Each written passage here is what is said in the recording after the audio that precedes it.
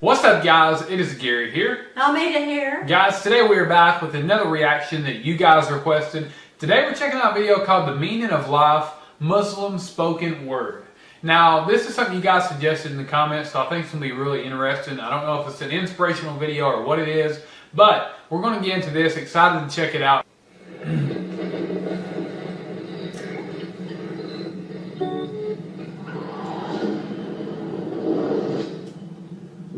Meaning of life. What are we doing here, and where are we gonna go?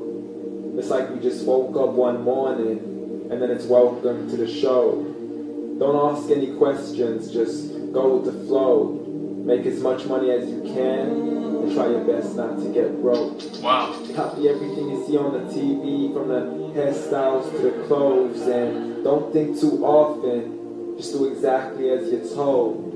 And if you ever get confused, then just turn towards the alcohol. You'll still hear your thoughts, then just turn up the radio as you learn to live a lifestyle of drugs, sex, and rock and roll.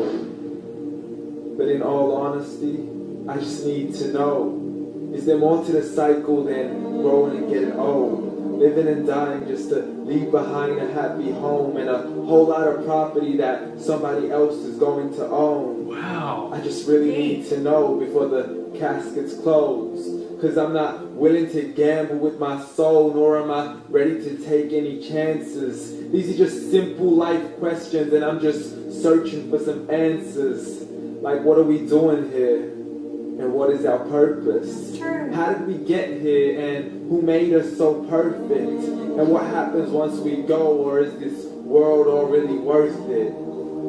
Questions we don't answer because apparently we don't really have to. There's no purpose to this life, and our existence is merely natural. Then in that case, please let me ask you, did you create yourself, or was it somebody else who had fashioned you? Because you're a being that's impeccable, faultless, and unparalleled. You're a product of supreme intelligence, and I'm merely being rational. For there isn't a camera on this earth that can come close to the human eye, nor a computer that can compete alongside the human mind. And if the whole world was to come together, we wouldn't be able to create a single fly. So many signs, yet we still deny.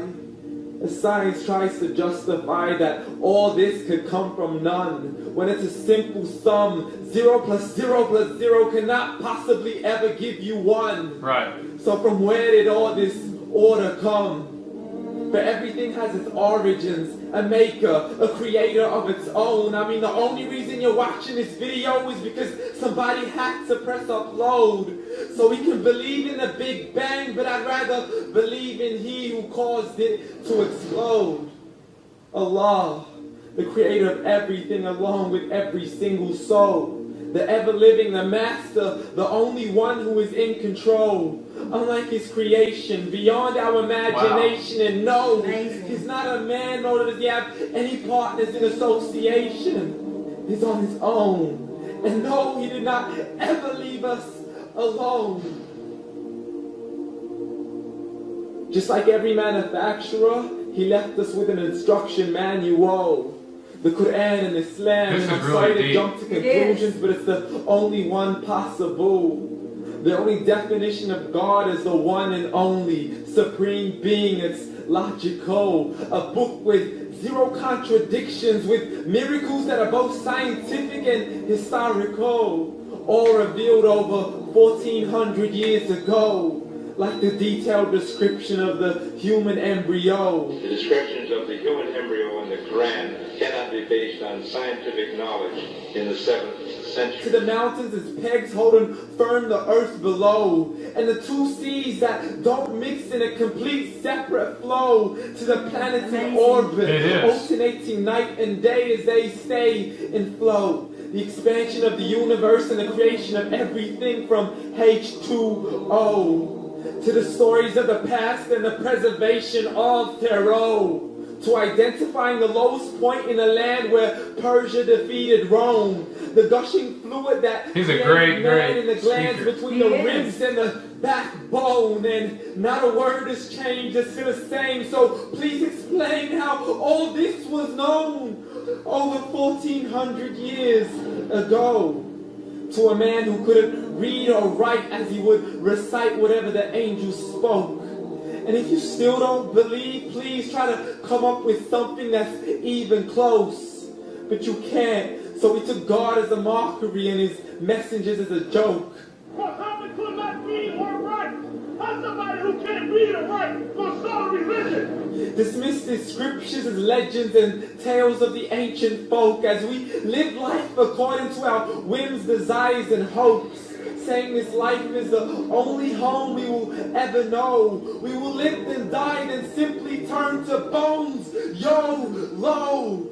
Correction. After the grass dies, the rain arrives and it regrows. And Allah promises to do the same thing to your very soul and bring you back from your very fingertips to your toes. It's a great message. The all-seeing supreme being watches us so close.